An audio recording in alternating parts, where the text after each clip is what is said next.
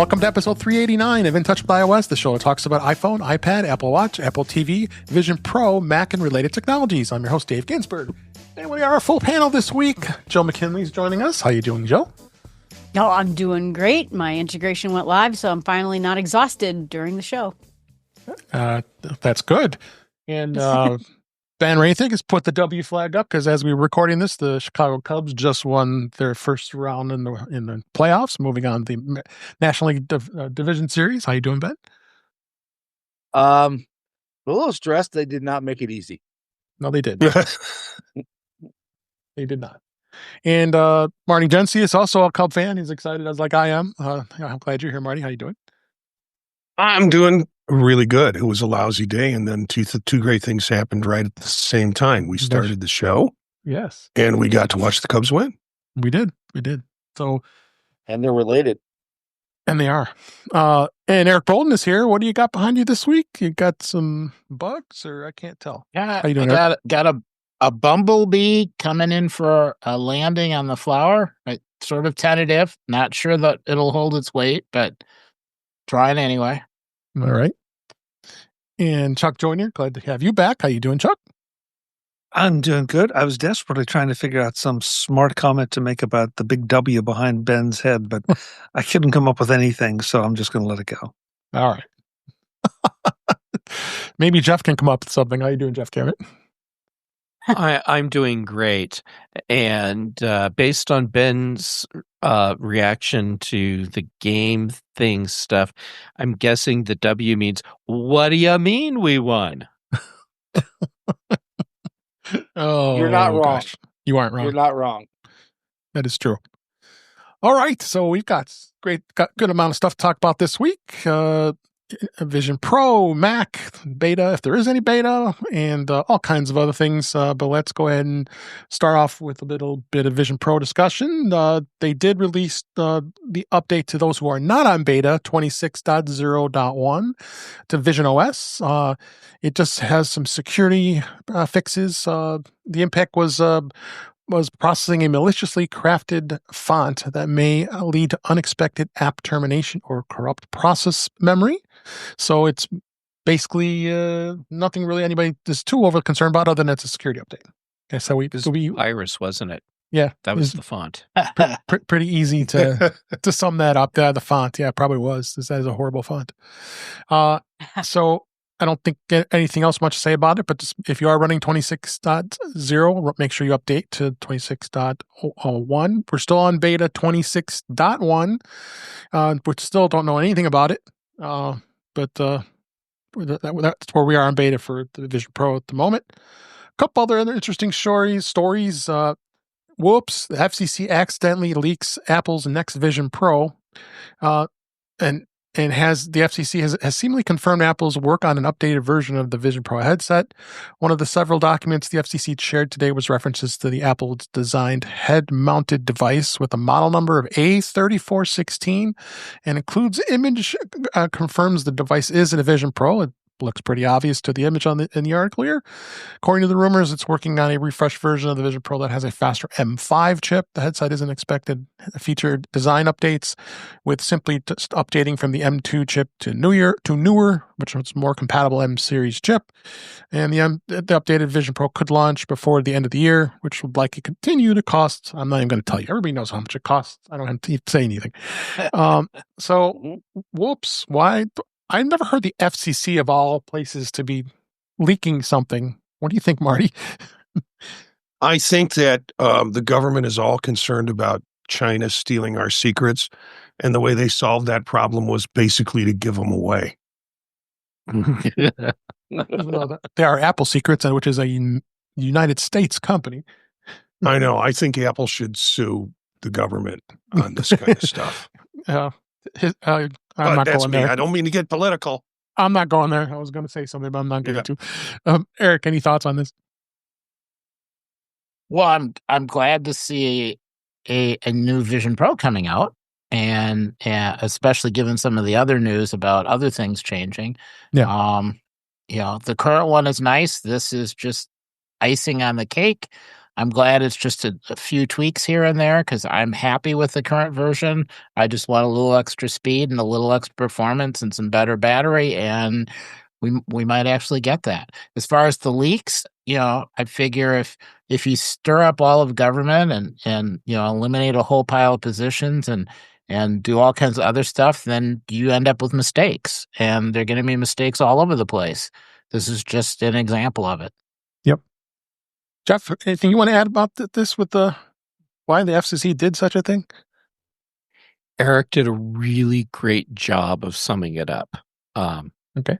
Yeah, and this is not the only leak of Apple information recently from the FCC. Right. So, yeah, the problem isn't malicious. It's that we don't have enough people for the jobs. Yeah. And a lot of the people, they're just overworked. So, yep. Yeah, this was an error, and I won't go so far as to say incompetence, but this is just an error. It was not a malicious act. No. Anything you wanted to add, Chuck? I think Jeff and I may disagree just a little bit. I don't think it was a malicious act. I think it was sloppy. Yeah. It's definitely sloppy. Absolutely. Yeah, and maybe it was because maybe it was. Yes, absolutely an error. But how many? I think it was Marty said, how many times can this kind of thing happen before somebody needs to be held accountable? Because these are after all trade secrets. Yep. And if this were in private industry, somebody'd be suing the pants off somebody else. Well, they can still be sued. Yeah. Yeah. So. Yep, that's true. Ben, I'm sorry, I forgot you. Of course, go ahead. Yep.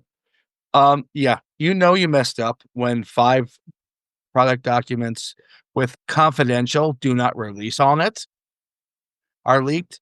I mean, literally between the FCC and Russian YouTubers, we know everything that's Apple's going to be releasing for the rest of the year. Yeah, well, we see it on all the rumor sites because we follow like Mac Rumors, 9 to 5 Mac, et cetera, et cetera. So you kind of hear about it, but when it comes from an official agency like this, it kind of concerns me just a bit. So, let's also talk a little bit about Apple's from what's being heard. Mark Gurman broke this on Bloomberg that it's going to be shelving its revamped headset to prioritize Meta-like AI glasses. They have hit the pause and planned overhaul of its Vision Pro headsets and redirected resources towards a more urgent effort to developing smart glasses that can rival products like from Meta platforms. The company has been preparing for a cheaper, lighter variant of its headset, codename N100, good name, but it's not going to be released till 2027, so we're like 2 years away here. But Apple did announce internally last week that it's moving staff from that project to accelerate work on the glasses. And as you know, the disclaimer, according to people with the acknowledgement of the matter. I always like that line. So he goes on and on about, where we're going to be with this. And I'd be excited to see when that comes out. I mean, I know, Marty, you've tried. I have not tried it, but the first gen of the Meta glasses, they seem to be pretty cool. And have you tried them lately? Each time, and I did a pro note on this, which will be part of tomorrow. I talk about exactly what you're asking with the Meta glasses. Mm-hmm. Each time a new pair of Meta glasses comes out, I look to see, okay, so what's the new function that would make me want to purchase going from 0.1 or 1.0 to 2.0 or whatever you want to call it. Right. There are no new functions. There's nothing new that it does. Right. Maybe does a few things better, but nothing new that's going to compel me to buy new glasses. So the issue I have with this article is it's all this article and other articles, because as soon as this article came out, it was picked up and it sucked up all the oxygen in the Vision Pro arena. But it's like Gurman's trying to write it like we're in a fight with Meta. And Meta's currently winning, and we're changing it because Meta is ahead and we really want this to happen. They could have pulled all those people off Vision the Vision Pro project because they've completed Vision Pro 1.x or whatever you want to call it, the new version that's going to come out with the chips, with the advanced chips in it. And now and those things are ready to move. They're in production or whatever. And now they're going to put them to focus on the glasses, which pushes Vision Pro 2 back behind the glasses in terms of a timeline. Yeah, it just seems sort of like a logical move. It doesn't seem like this is any mysterious or, issue because there's a problem at Apple. But the Germaniacs like to stir up. He loves that. That's been his new one for a while, Jeff. That's the first time I've heard it. It's like Animaniacs. They live in the tower at Warner Brothers. And have a show title to the max. Ode to the Germaniacs. But the Germaniacs like to turn this into intrigue, and just tell us what's going on. Yeah. Thoughts, Eric? Yeah, I guess let's just make it lighter weight somehow never really made sense to me anyway. So yeah, it might come out, but an improved Vision Pro, that's going to last for a couple of years, so that's fine.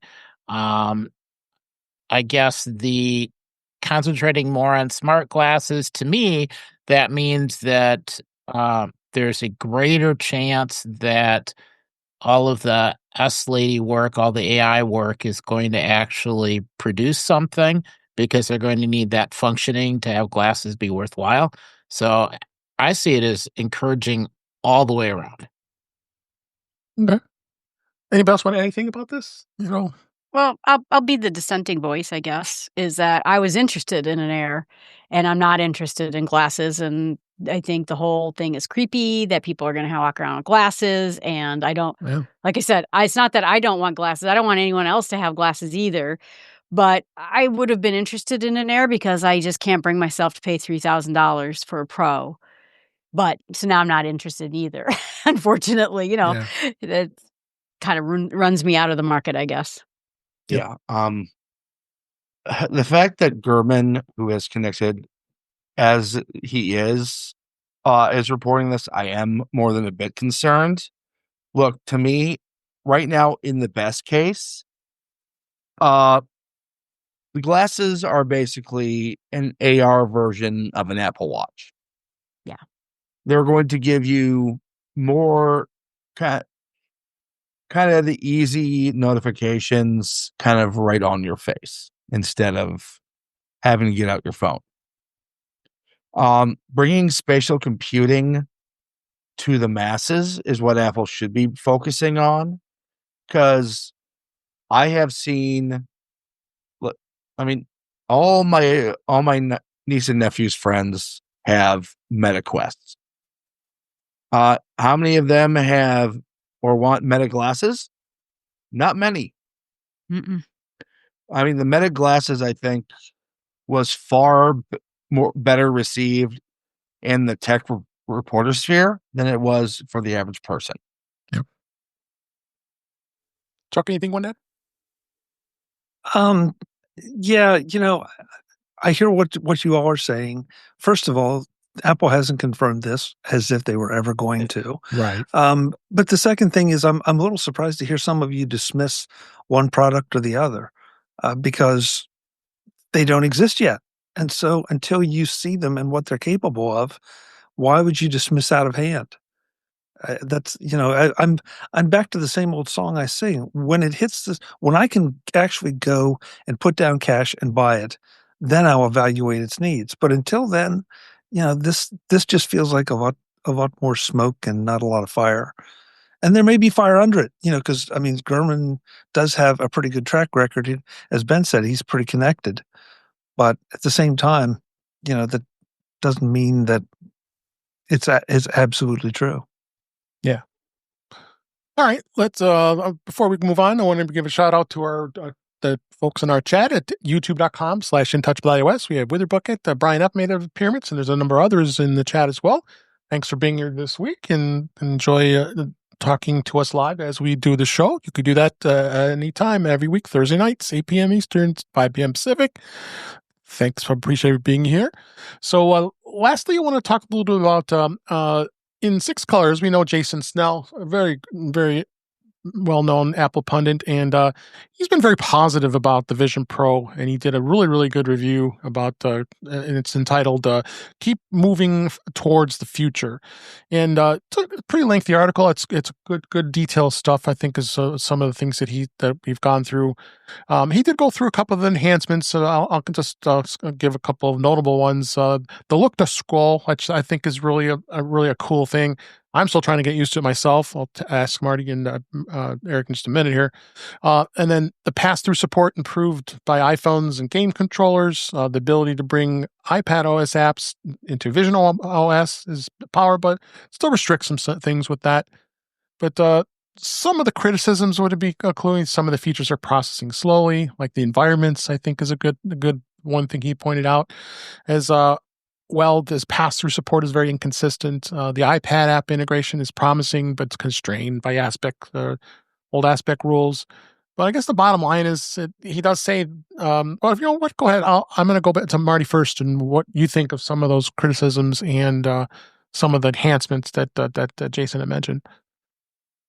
I like Jason Snell's take on this. Since it came out, he's been kind of a reasonable, rational. Yep. But, he has some significant suggestions that I think are important.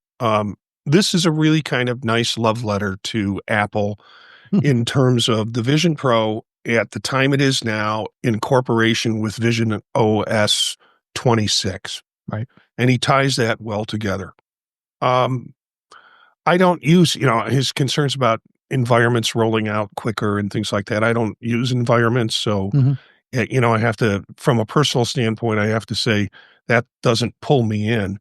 The thing with the controllers is something that Daniel talked about with us on Vision Profiles a couple of weeks ago or last week. And I think that's slow to happen. And I know I see Ben nodding. And I think for gamers, it'd be nice if they could step that relationship up in order to have more, better relationship with game controllers that are interfacing with the Vision Pro. And not just gamers, anyone who needs more precise control. Right. Yeah. So I think his concerns are not unfounded, but I also think they're not device killers either.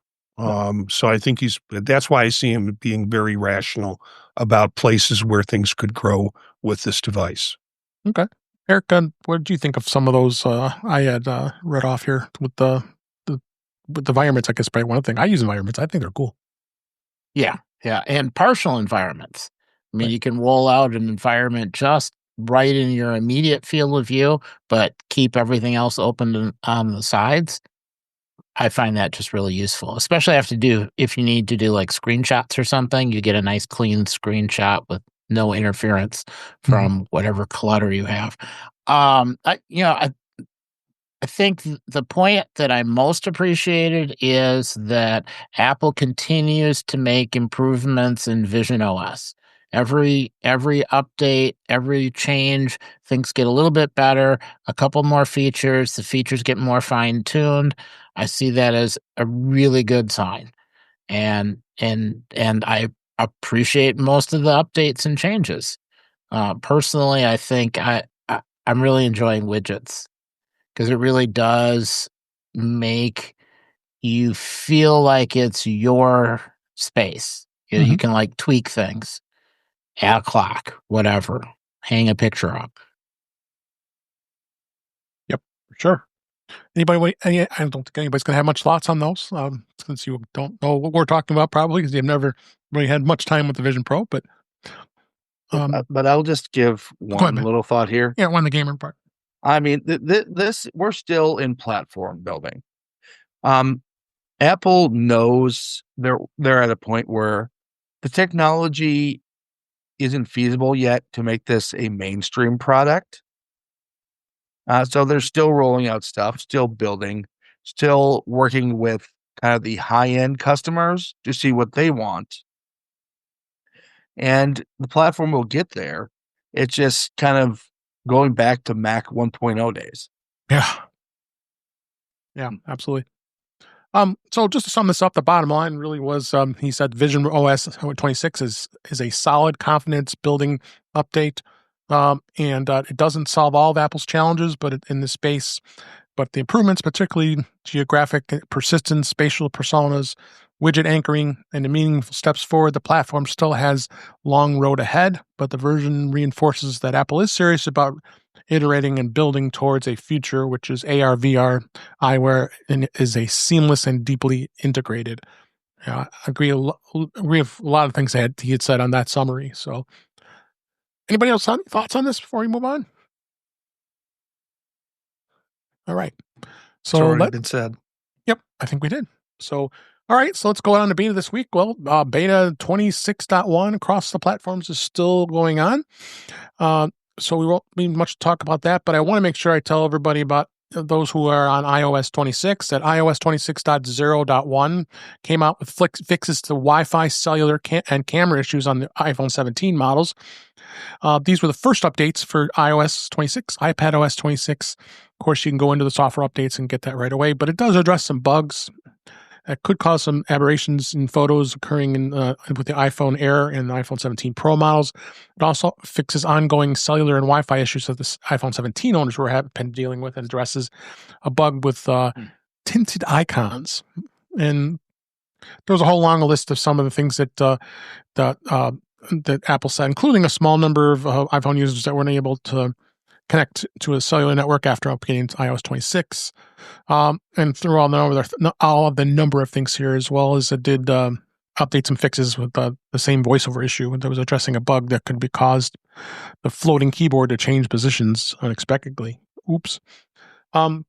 So good idea to go ahead and update this. Any iPhone user, if you're running to iOS 26, this does have some bug releases as well. If you're still on iOS 18, 18.1, the 18.7.1 update was also released.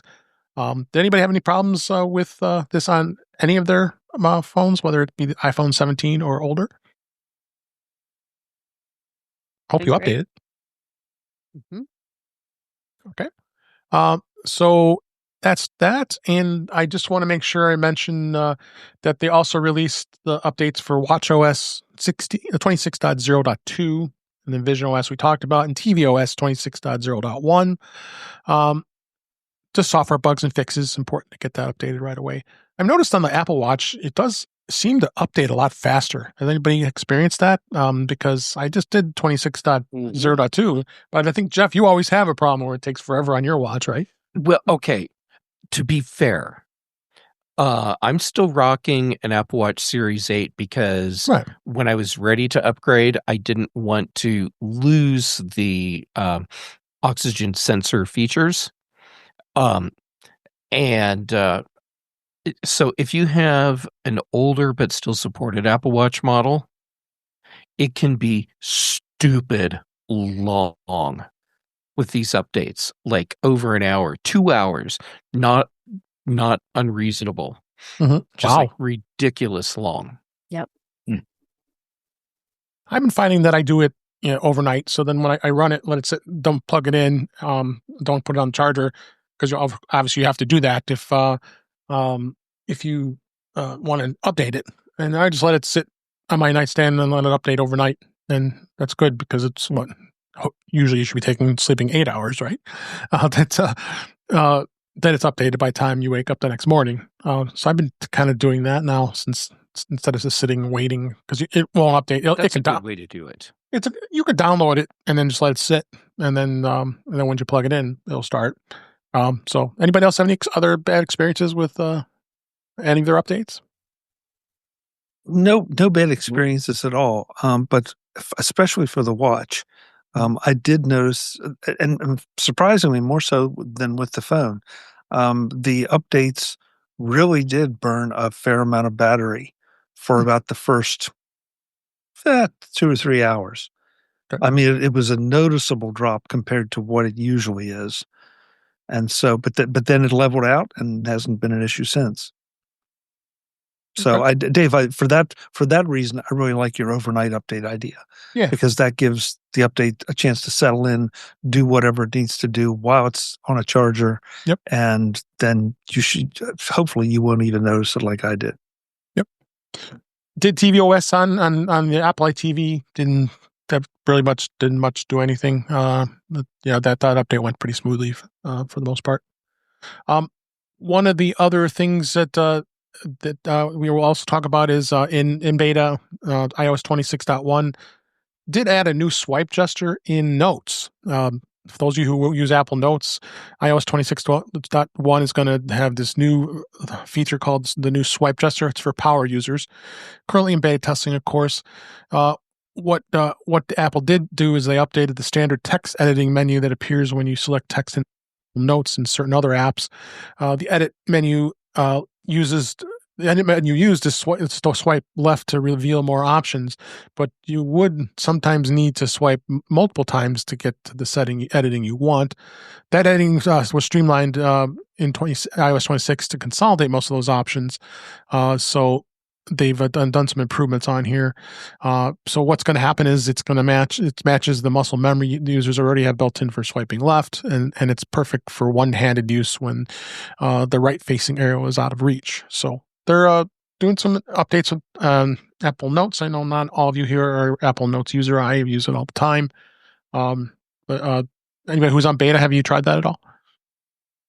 No, but it will be, because that sounds smart as heck. Yeah. I just tried it as you were talking about the story, and it doesn't, and maybe I wasn't paying attention to begin with, it doesn't give me any more options when I swipe left than what I already, well, it has 3 options. That is what I've got. So maybe that's more than it was before. Yeah. But, yeah. Okay. Anybody else have anything to add to that? All right. Glad to see and you. Yeah. And then we talked about there was an iMessage activation issue. I'll mention that again here real quick for iOS 26. So there was a bug when you were actually doing when you activated your eSIM, then the iMessages wouldn't activate. So you've had to go through and it looks like some of them have had to work with the carrier to help them remove the eSIM and then add it back again in order to get it to update. This happened in a small number of user complaints that were out there, but just be aware of that when you did the update, because I know there's probably many of you out there still that have not done the update just yet. So that's fine. But, a lot of people just like to wait for a little bit, let all the bugs iron out before you do it. So that is that with iOS and iPadOS. They did release, let's go to Mac this week and touch on Mac. They released Mac OS Tahoe 26.0.1, which is with an M3 Ultra bug fix. It was the first update for Tahoe this month, and according to their release notes, it addresses a bug that was preventing Mac Studio machines with an M3 Ultra chip from being upgraded to Mac OS Tahoe. Whoops. A failed hardware check was causing Mac OS Tahoe installation attempts to be aborted, with Mac Studio users ultimately stuck on Sequoia. Ooh, that's even worse. So those users who were unable to install Mac OS Tahoe can now do that. I don't know if that affected you with your Studio, Marty, because I think you have the M2, right? Yeah, I have the latest. M3. M3. That's what this one is. Yeah. So just be aware of that. Yeah. Otherwise, nothing really. Anybody have any experiences with Mac this week that they've been has everybody upgraded the Tahoe yet? Chuck, you still holding back, I assume? Yeah, pardon me, I'm still holding back, mainly because of the video and audio stuff. Yeah, and that seems to be what I'm hearing from the folks who specialize in that. If that's a heavy part of your workload, it might be a good idea to wait. So I did install it though, and have had very limited time to play with it on a secondary Mac, and really like what I'm seeing so far. Yeah, me too. But not getting a chance to work on it. No, Jeff, you've had problems, I know. I have. Yeah. The most recent update, so I guess it'd be 26.0.1. hasn't really fixed the audio issues, but they seem less annoying. So I'm not sure if that means something's fixed or if I'm just getting used to the problems. But I do have a PSA. So I have been talking about how I'm having to reboot my computer every day or two, and how apps are just going runaway with memory, and the system pauses them, and I have to force quit. Turns out there's a pattern here, and it's Electron apps. So there's a problem where Electron apps are not using the window rendering, and I'm really simplifying this here, but short version, they're doing their own thing for part of window rendering, and it's triggering in macOS Big Lakes a window redraw thing that just keeps spawning and spawning and spawning. And so it's making some people's computers get very sluggish, which I have experienced. It's also causing a problem where, because for each app, it's spawning multiple versions of this window render thing, that it's eating all your RAM. This is an issue that has to be fixed in the Electron apps, because it's not a Mac OS issue. It's a custom window thing that didn't need to be done in Electron, but that's the way Electron does it. And I have a link that I will put in your show notes for you. All right, great. Yeah, which the ironic part is most of them are using Electron because they didn't want to do the work.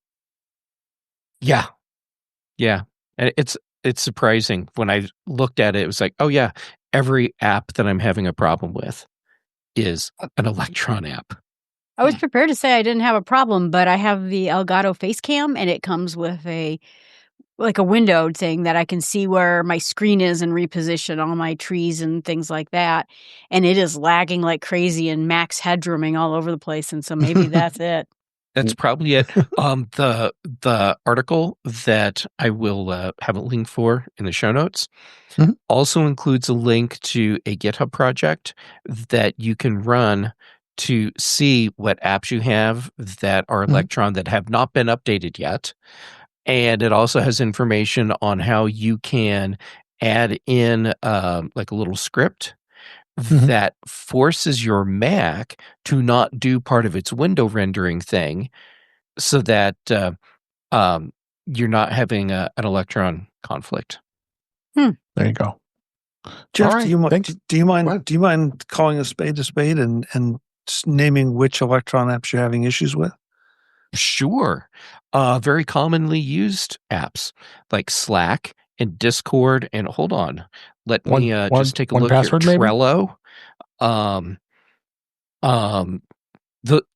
Those are the ones that are running right now. But yeah, and I do have problems with Zoom as well. I don't know if Zoom is an Electron app.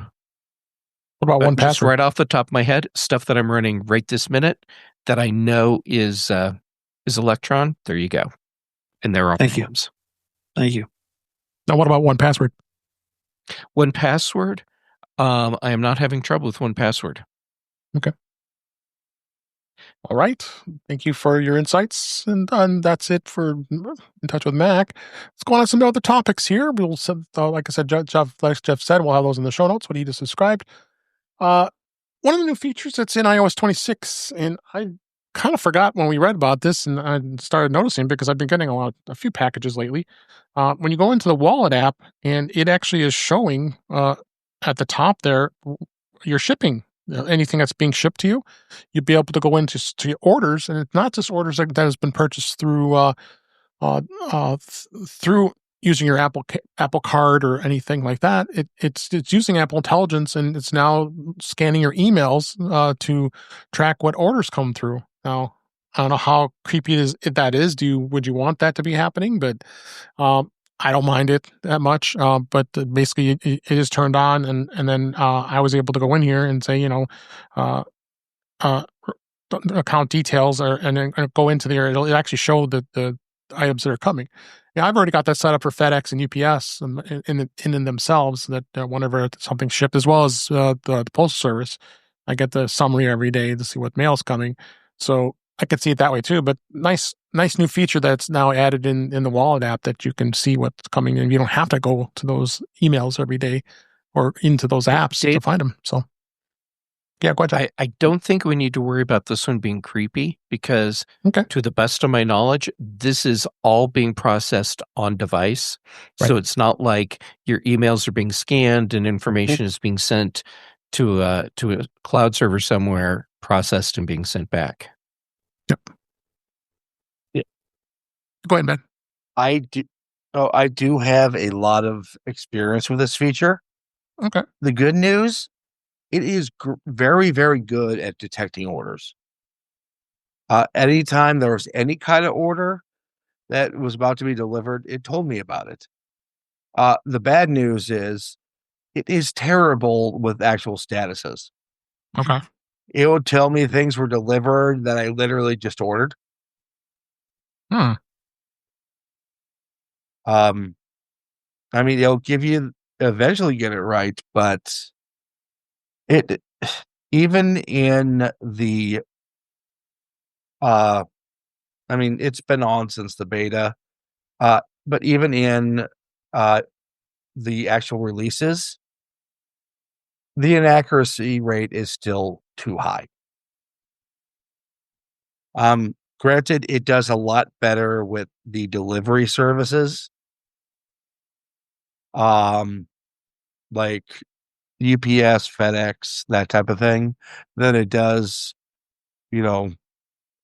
Walmart delivery or Amazon or the food delivery services. But once Apple gets this perfected, it's a game changer. Yeah, I would agree to that. Anybody else have tried this at all? I did try. Oh, go ahead. Yeah, go ahead, Jill. I was just saying I like it, and particularly because we just live in a world where we're ordering stuff now. It's kind of become a permanent part of our society, and it gets complicated to track it all. So I think it did it. I've been really impressed with it. Yep. I was using deliveries for a long time, the standalone app, and that did as good a job of tracking stuff as what I found the UPS or FedEx app. And I get really frustrated with going on those apps and, come on, where the package is. You can give me a little more granularity than just, it left this morning. But I've switched to Parcel, and I use that app now. Deliveries apparently had some problems. I was just looking that up in the last couple of years, where people were not allowing them to use the service and stuff like that. But there was a reason I switched from deliveries to Parcel. And I still have to put all the information in. It generally redirects it. As soon as I put the number in, it tells me, yeah, this is a FedEx package, etc. But that's sort of the one-stop place for me to do it. This looks intriguing if we can get rid of the errors that Ben is saying he's having. Yep, agree. Anybody else? All right. Next thing I wanted to mention here is iOS 26 did add 7 brand new iPhone ringtones. I'm excited. Not just listening to the same default all the time, right? And the nice thing about too is you actually can bring some ringtones in so much easier. The old days where you had to go put it in iTunes and you had to recreate the song and then export it and put it in there. So now they've got 7 new songs, including Buoyant, Dreamer, Pond, Pop, Reflective, and Surge. There's a link in the show notes that has a video of playing the sounds. So cool to see that Apple's actually doing this and adding these ringtones to make things a little more fun. I always say I used to use the same dull ringtone. I've never changed it. I always the default one for so many years. Anybody have taken a look at any of these ringtones, and do you change your ringtone? Yeah, mine has been the actual classic phone forever because, I grew up in the 20th century. Yeah. I have the most gigantic collection of 80s musics and video games ringtones, and so I have never looked at what comes with the phone. I just walk like an Egyptian. Oh my gosh. Nice. If it's not Thunderstruck, then it ain't my phone ringing. Yeah. Little There you go. AC/DC. Yeah, I converted the Futurama theme song into a ringtone. Yeah. And every now and then my phone will ring when I'm out in public, and someone will realize what they're hearing, and it makes them happy. And I haven't. I admire you guys. I haven't played with bringing in my own ringtones for a long, long time, but I usually assign certain people different ringtones so that I know it without even looking who's calling, and that I find that's like super useful. So I'm kind of excited to I have Dave. I sort of missed this one, so I'm kind of anxious to see just what they sound like, and it means even more people can get custom ringtones. Chuck, is it true that when I call you, the ringtone for me is "Do not answer, do not answer, do not answer"? I used to have a Brick House, the beginning of it, as a ringtone, and it went off in a faculty meeting. Oh gosh. And everybody started bobbing their head back and forth to the ringtone. That's glorious. Oh my God, that's funny. Well, glad I was able to show you some new things to check out. This topic was interesting. The Ford CEO has provided an update about CarPlay Ultra. As far as I'm concerned, I think Ultra is kind of a bomb here. He was on the latest episode of The Verge's Decoder podcast, and it was CEO Jim Farley was talking with actually Joanna Stern on this podcast, The Verge's Decoder podcast, and the automaker does not entirely like Apple's current implementation of its CarPlay Ultra software system for vehicles. We don't like the execution in round one of Ultra, but we're very committed to Apple. Farley had said that he had talked to Apple CEO Tim Cook many times about this. Their concern was implied that Ford is currently passing on CarPlay Ultra because it would result in Apple having control of the entire experience inside the vehicle. It's worth noting that CarPlay Ultra is a optional experience, with the system only taking over the instrument cluster and other dashboard screens when an iPhone 12 or later is running iOS 18.5 or later wirelessly in the vehicle. But in addition, Farley had said that it was important that Ford's entertainment system of choice integrates with its advanced driver assistance system. So as we know, it was announced a while ago, only one car is currently have it is Alfa Romeo, the Aston Martins, in the U.S. and Canada. So you're pretty limited of anybody having any experiences with. So, Jeff, what do you think on this? I think the key thing here is Ford saying that Apple would have complete control over the user experience in the car. Mm-hmm. And that is not something car makers want. Nope.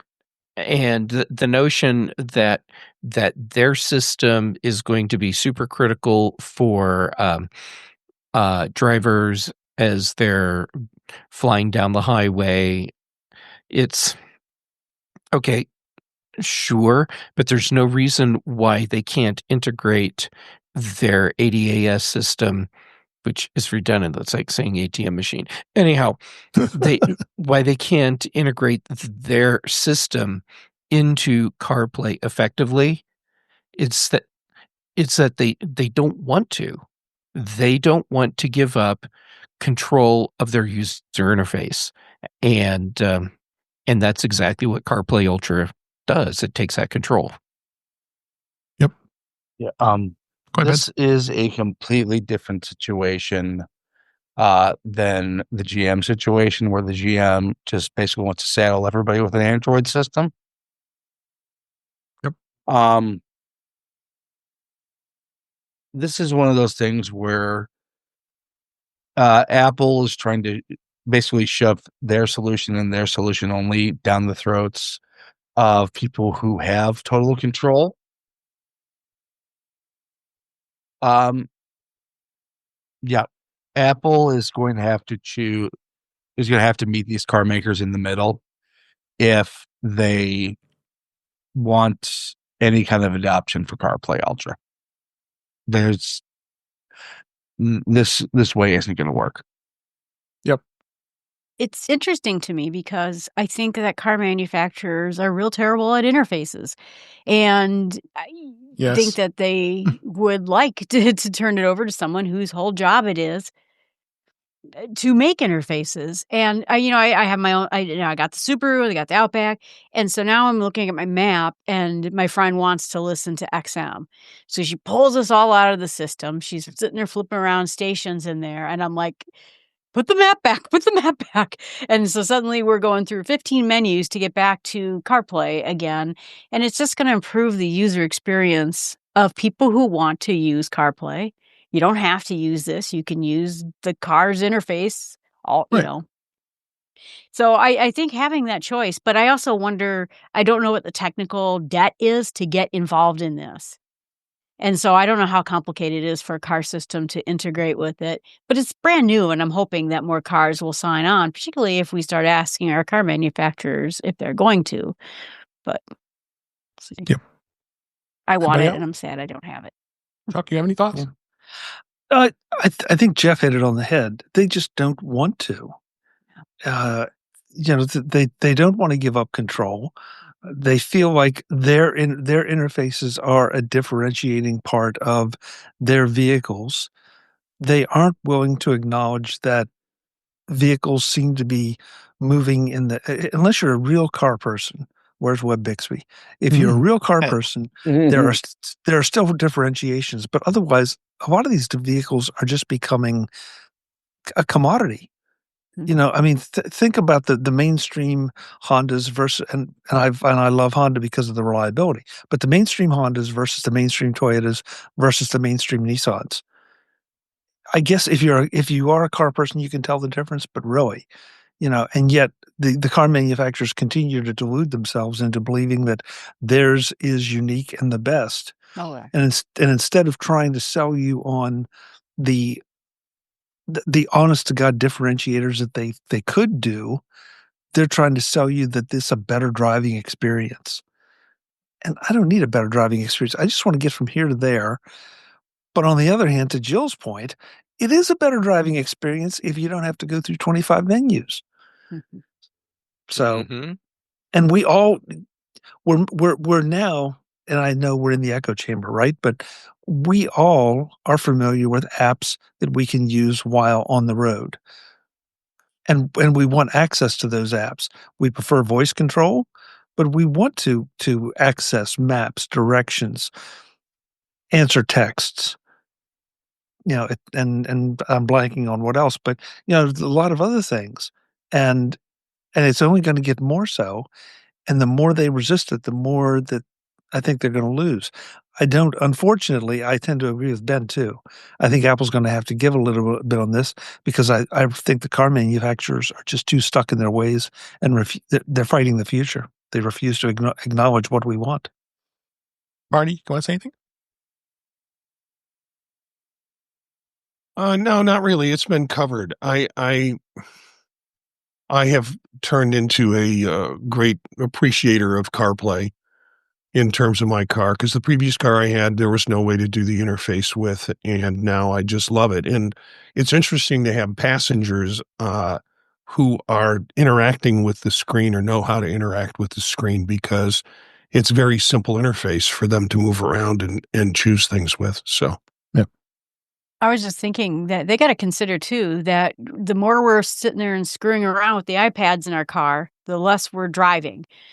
And so it's a safety, feature as well, because if we can have everything where we need it to be and we can customize it to how we want it to look, we're going to be better drivers because we're not playing around with menus all the time. Right. Yeah, I think it's notable that, they aren't saying they're getting rid of CarPlay. They're just not liking the new version of it. Yeah. This is Ultra, not CarPlay standards. Well, regular CarPlay is, at least for now, that compromise you were talking about, because it gives people the CarPlay thing while the car manufacturer gets to maintain their interface as well. Yep. All right, let's move on here. Another topic I wanted to hit here real quick is best privacy screen protectors for an iPhone 17 Pro Max. Are you worried about prying eyes and invading your privacy? That's where a privacy screen can come into play. I've not ever known to really review some of these since many of you use screen protectors in themselves, but I've seen people before that I've been by and says, oh, they're showing me their phones. Like, oh wait, I gotta look right at it because you got your screen protector on, or you got your privacy screen on, because it's the same thing with putting a privacy screen on our displays on your laptops or monitors. It's just, God, this thing. So especially when you don't have real good eyes, it gets really dim, and I'd rather it be open. But I understand, especially when you're traveling on a plane and prying eyes are looking over over your shoulder, especially at laptops. But there were some cool ones here that was mentioned on this article here. So there's a couple of them here. This is the Ultra Glass Top 9H Armor. It's for the 17 Pro Max, and it does takes privacy and durability to a whole new level. It's advanced 25-degree anti-spy technology. Is going to keep your screen visible only to you, and it's got some different ones. This one's like $31, and it looks like they're all sold on Amazon, so that's a good thing. This one I would probably trust is a Spigen. I have a Spigen case. This is also a tempered glass screen protector, as well as with privacy. That one's $22. There's another one all on 3-pack of the privacy screen protector. So they all have different types of protection, and as far as being visible. And there's a number of them in here listed. I don't go through all of them, but really, conclusion is it really can be protect you from your screen and the data safety at the same time. So interesting to see. Chuck, have you ever tried one of these on your phone? I tried one a long time ago, and it absolutely made the whole experience directional. Yeah. But you're right, you had to put it right, you had to look square at your phone to see it, and it became too much hassle. Yeah. After about 2 days, it's like, no, I don't have anything on my phone that's that private or that I'm that worried about. And so, if I could have a little bit, and I'm sure that, to be fair about it, I'm sure that they've come a long way. Right. And so it depends probably on which one you buy and exactly how much they block the off-axis reading. But again, if you have the need, go for it. Yeah. I'm more interested in trying to protect my screen from my stupidity than I am from prying eyes. Agreed. Ben, you have any thoughts on this? Yeah, I have used similar products before. If you are looking just to have privacy on your phone, these do that. That said, I think they also degrade your phone experience in every other single way. Okay. Jill, go ahead. Go ahead, Jill. Well, I was gonna say I worked for a company that worked for hospitals, and so our IT gave us them and put them on our computers, and they were dim. They made me sick to my motion sick. I couldn't do it, and we basically just all decided we were never going to look at PHI or look at patient records when we were at a place where someone could look behind us. So we just stopped. And, we just promised ourselves we would never do that. And I took it off. And then when I got back to the office, I pretended to dramatically take it off my laptop because we hated them so much. And so I don't know if anyone has a solution to that. And maybe these are the answer to it, but they have been in the past really awful. But also, that being said, I sat behind someone who worked for a local clothing company who was working on their men underwear campaign ads, which are always funny, by the way. And I watched the whole way to California. Her, you know what I'm talking about, but I watched the whole way her working on the ads for the underwear, and it made me laugh the whole way to California. So I guess it's necessary, but really difficult. Jeff, you had. Go ahead, Marty. I forgot. Go ahead. Yeah, I was going to ask the question: how, out of this group, who looks at other phones? Because this might be a problem. This might be a solution to. Obviously, Jill does, but this might be a solution to a problem that doesn't exist. I mean, if I see somebody using a phone, I'll look over and see oh, they're using an iPhone 14 or they're using an Android or that kind of curiosity. But how much peeking on other people's phones do people really do? Good And question. is this sort of a device that's marketed that probably does serve some purpose for some folks, but marketing to mass marketing? I mean, if you're not doing patient records, who cares what your solitaire score is? Yeah, exactly. Jeff, you made a good point in our private chant. Go ahead and tell people what you said. Oh, sure. So I was taught long ago in privacy and security circles that if you have information that you're bringing up on your device screen that's sensitive, critical enough that no one else should be seeing it, then don't have that information visible in any public setting. You don't use a tool like this so you can keep doing that. You do the right thing and not show the information. Right. And that's the rule I've lived by. And I can see, though, where for some people, this will give them a sense of security that, for whatever reason, they might need.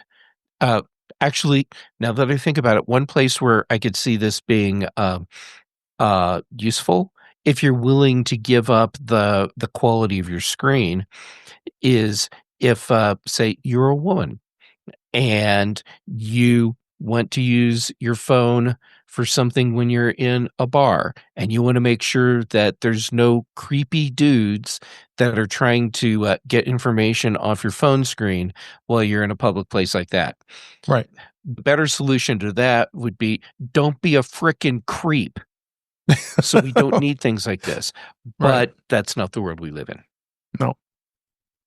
Anybody else want to add? It does. Go ahead, Jeff. Yeah, I'm just going to throw this in, because I've also seen these, and I played with one on my iPad, but I've seen them for laptops too, and that almost makes a lot more sense because you're more likely, I think, to be doing something Oh, yeah. potentially sensitive on a laptop, and your Do it in laptop is public. well, Jeff, that, but also, I mean, look, my phone is in my hand, right, and it's going every different way. Mhm. If I've got my laptop or my iPad, it's the iPad might be moving around if I don't have it on a stand, but the laptop's not going anywhere. It's I've probably set the angle, and as long as I adjust it right, I'll be able to see, and maybe the person in the airline seat beside me won't. So I agree with you. I think it's interesting that they brought this up as a phone question as opposed to just a device question, Right. because I think it really does depend on the device as to whether this makes economic sense or practical sense. And your comment about giving up the screen quality, that's big, because Yeah, it I have is. yet to see any of these that don't compromise these beautiful screens to some degree Does. for what they deliver. Agrees to Mhm. me. Jill, you talked about watching the underwear ad thing being created. Okay, that person, in my opinion, was failing critically at their job because what they're working on is proprietary, sensitive company information that is no one's business until it's released publicly. Yep. So they're sitting there working on their Fruit of the Loom thing, and I'm behind them on the plane, and I work for Underoos, and I'm watching everything they do, and I'm taking notes, and I have just stolen all of this proprietary information that I'm going to go right back to the Underoos office with. I want to say in my We're talking underwear ads, but the point stands. It's proprietary information. Where is They this shouldn't have gone? had that out visible on a plane. Yeah. No, it's not. I have to say, in my defense, I'm really ADHD, and so if I see a screen, I'm like, oh, squirrel. So I mean, and then before I can register, like, don't look at people's computers. My brain is already like, wow, Yeah. look at that. Okay, so when I start my computer corporate espionage company, I'm Yeah. hiring you. You're Right. going to be one of my top agents. Yeah. There you go. Eric, you haven't said anything. Go ahead. Yeah, I was just gonna say, when you go to buy a screen protector, the first option they give you is, do you want to pay for a privacy screen? And I think they do it because frequently you can sell two. One to get the privacy one, and then the second one to rip it off to put a regular one on, because you can't edit images. You can't get any work done, and you're going to go back for a replacement screen, because if you don't already know you need a privacy screen for some reason, you don't need it. And even if you think you need it, you probably don't, or shouldn't, as Jeff said, shouldn't be using your machine at that point. Really voiceover and AirPods maybe are a better solution. Yeah. Okay. Ben, go ahead and add your comment that you put in a chat before, and we'll wrap up with this one. Yeah, there is one huge difference between the privacy screen protectors on laptops and phones. The laptop ones are magnetic and removable. Right. The phone ones are designed to be permanent, until replaced. Yeah. Yep. Agreed. All right. Let's go on to the news for this week. The new iPhones see stronger than expected demand, with one exception. It's been 2 weeks since the 17 series had launched. Analysts from investment banking firm Morgan Stanley said demand for the device has been modestly stronger than was originally expected, based on a combination of existing shipping estimates on Apple's online store and information it gathered from Apple's supply chain. There's been strong early demand for the iPhone 17, 17 Pro, 17 Pro Max, according to the analysts. But however, the ultra-thin iPhone Air has faced relative weakness in its demand so far. The supply chain checks suggested the 17 build increased and is likely imminent. And in a research note today, in the second half of 2025, Apple's supply chain might increase production of the new iPhones to more than 90 million units, up from 84 to 86 in its current month. It's currently, I should say. And the note says, so they're targeting the stock to be close to $300 a share, which is, I'll be happy about that. So, but are we surprised about the iPhone Air? They were putting so much hype about it. Marty, you have an iPhone Air. What do you think was worth your investment? Yeah, it was, and it's my working phone now. When I read the article, there are a couple of factors, because I sat in an AT&T store for 2 hours waiting for service to get a line put actually on my iPhone Air. I wanted a separate line. Mm-hmm. And people came in, and they were coming in like crazy because they wanted to get that. We'll take any phone you have, and you can get a new iPhone 17 or iPhone 17 Pro, as a trade-in. Right. So if you look at a lot of the phone service deals, they involve iPhone 17 Pro or sometimes iPhone 17 Pro Max. They don't involve the Air. Right. So that's one pressure on the market that increases the sales. The other is that I read something like this earlier this week, that there's a big demand in China for those models as they come out. And so that's being pulled in that direction. Yeah, this sort of feels like, did Apple stop making money?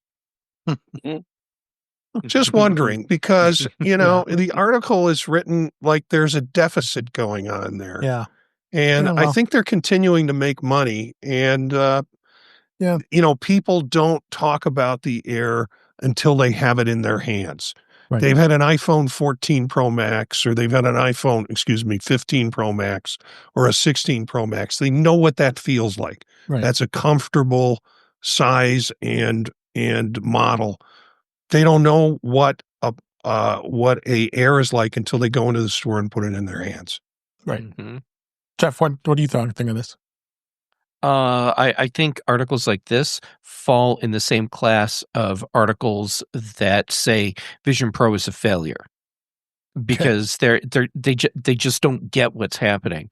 And I'm not being an Apple apologist here. First, Marty nailed it with the deals from the carriers are for the 17 and 17 Pro, and so if you generalize here, if you look at like a graph of sales for 17 and 17 Pro, it's like plateau, When they come out, that's the high point, and then you'll have a slow decline through the rest of the life cycle of the product.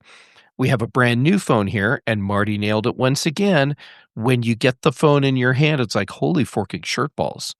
And that was my experience when I picked up an iPhone Air. That's an amazing piece of hardware. The graph for sales for that, I believe, starts lower than the high point for the 17 and 17 Pro, and it's going to be doing this steady increase over time as more people get to see them in the wild. They get to see them in Apple stores. And this is a phone that I believe when people really get to see it, they will covet this phone. Yep. Chuck, do you have any thoughts? Yeah, it's funny, Dave, that you brought this up because I just talked to someone yesterday in a meeting, and they were anxious to tell me just how fantastic their new iPhone Air was and how much they loved it, and now how big and clunky their old iPhone feels. Now, I know this individual, okay? They're not overly concerned with the photographs, the camera capabilities. They're probably not overly concerned with the power part of it. They are using it as a phone and for email and for some limited web surfing and, ordering an Uber and, those kind of business-oriented things. I'd be shocked to find out that they're trying any of the large language models on them. So this seemed like a really perfect phone for this individual, and that's the way that they were couching it to me. So I think we're right back to it. The echo chamber, all of us, we want the power and we want all the features. A lot of people don't feel that they quiet. A lot of people don't feel that they that they need that. And so, I think this is I think Jeff had it right. You got to go and put it in your hand. I have not yet, by the way. So I'm talking to my hat a little bit, but I think you got to go and put it in your hand and find out just how great it is. Yep. Ben, you have some thoughts? I will parrot Jason Snell here a little bit. Look, this is getting tomorrow's iPhone today. Right. There are certain technological limitations that make certain aspects of this phone not as good as the Pro or the regular. That said, this is the ultra thin iPhone that Johnny Ive wishes he could make. It's available. It won't bend.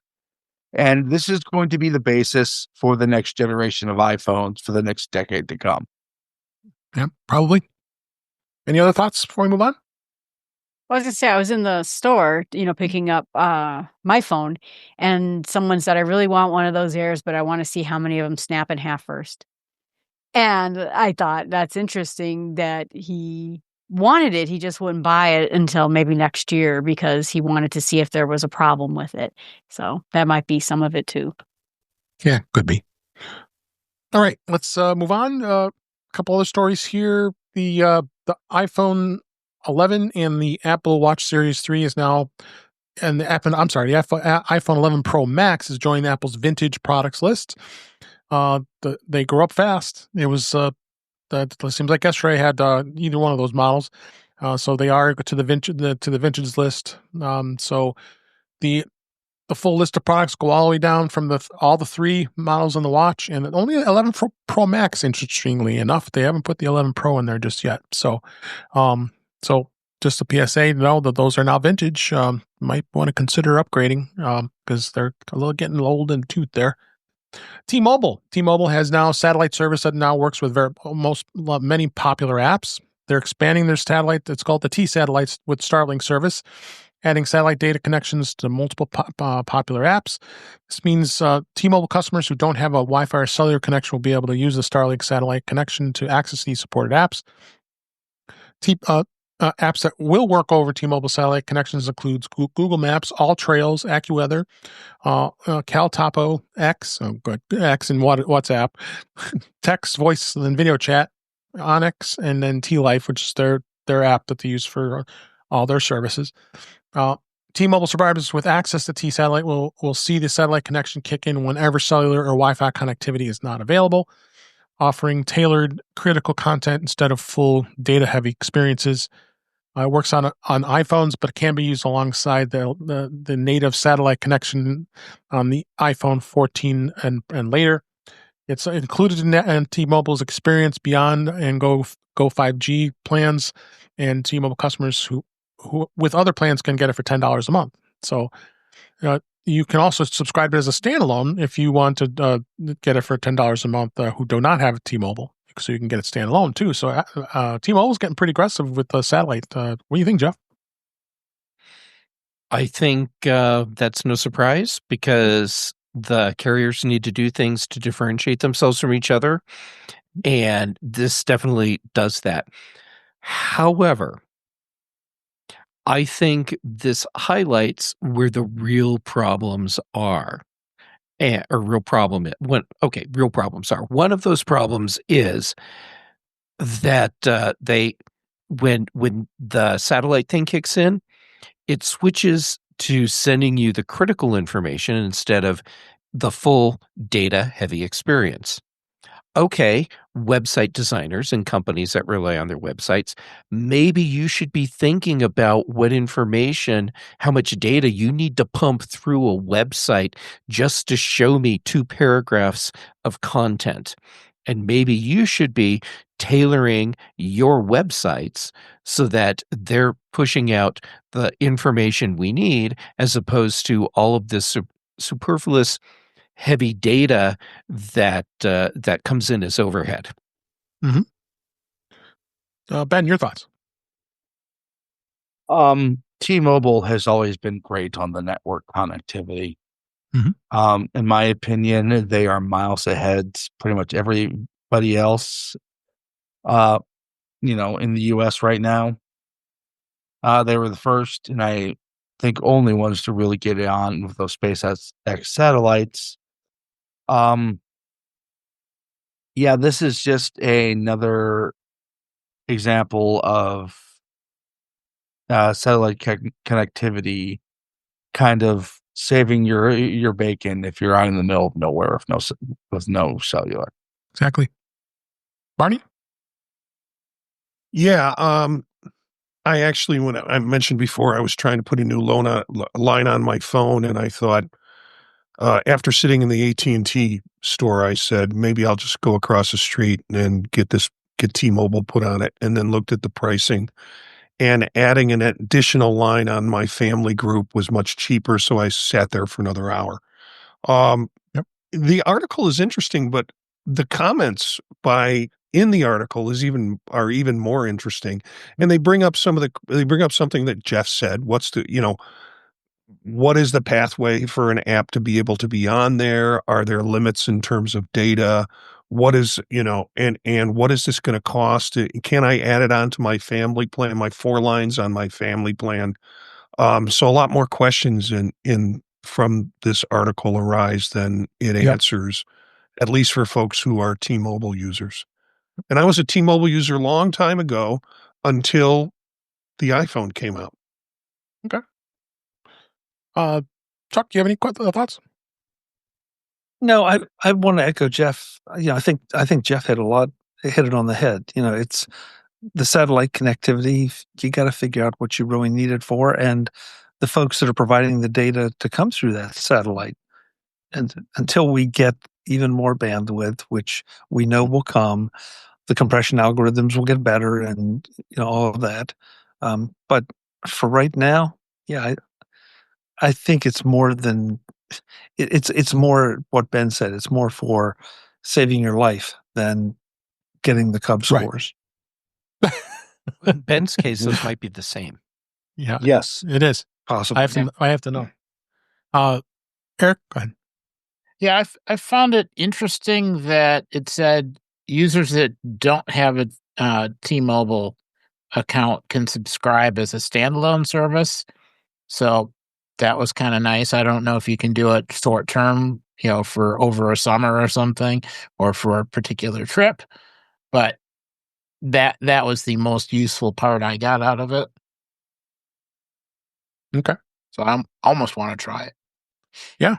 Oh, well, only when you're somewhere but you don't have service. That's about the only way you can do it. But yes, should be interesting. I was going to say, because I go ahead, go Jill. I just want to say, because I go camping places that have no Right. internet all the time, frequently. And Right. it's not just emergency, I fell off a mountain. It is sometimes that storm looks real nasty. How bad is it? Should I, pull up the tent, And so I used to, way back in the day, back when we were bad cellular data, had a folder filled with thin apps. The best radar that loads on low data. The best this that loads on low, a news feed that loads on low data. And I used to have to do that because cellular in the countryside was so bad. And I just think what Chuck said is right. But I like the idea of being able to pull up some things when I'm in the country. Oh, sure. And living in the driftless region, falling off a mountain is actually a possibility. Right. That's right. All right. A couple more mentions of stories here real quick before we wrap up. Apple did release the Apple TV Plus highly anticipated trailer for the upcoming documentary event, Mr. Scorsese, which premieres globally on Friday, October 17th. It's from award-winning filmmaker Rebecca Miller. She does a 5-part cinematic portrait of the iconic director, producer, and writer Martin Scorsese. It was just unveiled, so check that out. Pretty remarkable man, and some amazing movies he's released over the many, many years. Also, Apple has extended a deal to keep Peanuts in their studios until 2030. So you'll be watching Charlie Brown Christmas and all the other Charlie Brown and Snoopy. All the gang will be there for many years to come, at least the next 5 years. So that was good news. And then finally, this is from Cord Cutters News. I was getting so annoyed about the fact that because I watched a lot of stuff on NBC, that they'd have this scroll bar across the top of the screen say, "You got to go to this website to start getting people to tell YouTube TV they better sign the agreement or we're pulling your channels." That was going on for the last week. So, of course, in that's annoying. Oh, it was very annoying. So, in the late hours, they finally came to a long-term agreement to keep all of the NBC channels from NBC Universal and Google have just now a comprehensive multi-year distribution agreements to broaden access and diverse array of the content for millions of viewers worldwide. It came from a dispute really that was from the NBC's own channels that was in jeopardy being dropped because they didn't want they didn't want to pay what that YouTube wanted, but they have to negotiate. So they had a short-term agreement that they had agreed on earlier this week, and then now they've finally came up with a long-term agreement. I think the biggest thing was what YouTube TV wasn't too excited about is the fact that if you're a subscriber to Peacock, you can get all those channels if you have the live part of it too. So I'm kind of redundant because I have that, but I like the commercial-free product and I pay a little extra for that. So it is kind of nice to watch shows and not have to fast forward those commercials when I record them on YouTube TV. So, but it's good to see that they signed, because there's a lot of great TV on NBC and a lot of good networks to watch a lot of their shows. So, anybody have any comments on that before we wrap up? Go ahead, Ben. I mean, to be perfectly honest, even the digital live TV services like YouTube TV are kind of in their waning days. Yeah. So I would expect this to be the last contract they sign. Probably. I think that I was just thinking streaming the is opposite. changing. We're going to have this fight for a long time. We had this with Charter. Charter put a banner under their DVR 10 years ago saying, "You should tell Paramount to sign a deal with us," So it's been going on for a really long time. Oh, years. Yeah. So, all right. Well, with that was a great show this week. Really appreciate everybody being here. But let's go ahead and wrap up. That's a wrap for this week. Please send your comments, questions, suggestions to our email address, which is feedback@intouchwithios.com. You can follow us on Blue Sky and Mastodon. It's at intouchwithios. Support the show. Buy me a coffee at intouchwithios.com/coffee. We'd really appreciate it. You can become a patron of the show by going to patreon.com/intouchwithios. We have 2 tiers to support the show. We'd really appreciate it. Make sure you like, share, and subscribe, and you're notified when we are live streaming, which is Thursday nights, 8 p.m. Eastern, 5 p.m. Pacific on our YouTube channel. It's youtube.com/intouchwithios. You can watch the live stream like we have been doing each week, and which is saved out there. You can watch it after the fact, as well as you can listen to past shows. And we also have In Touch with iOS magazine on Flipboard. You can check that out. Many of the topics we discuss are flipped in that magazine. The links is in our show notes. You can subscribe to the show in your favorite podcatcher, including Pocket Casts, Overcast, Apple Podcasts, or better yet, just go to our website, intouchwithios.com, where all the links to all the ways to listen to us are there on the sites. Also, thank you for Ecamm Live for the production of the show. I'm really having a great time using that tool, and we're having great success with it. So thank you, Ecamm. I am Dave Ginsburg. You can find me on Blue Sky and Mastodon at DaveG65. And I'm going to go in the reverse here. Jeff Gamet, thank you for being here. Where can people find you? Well, thank you for letting me join in. People can find me on social media as JGamet, and I'm active mostly on Mastodon, Blue Sky and PixelFed. Also, fair warning, it's Inktober, so I'm doing a ridiculous drawing every single day this month.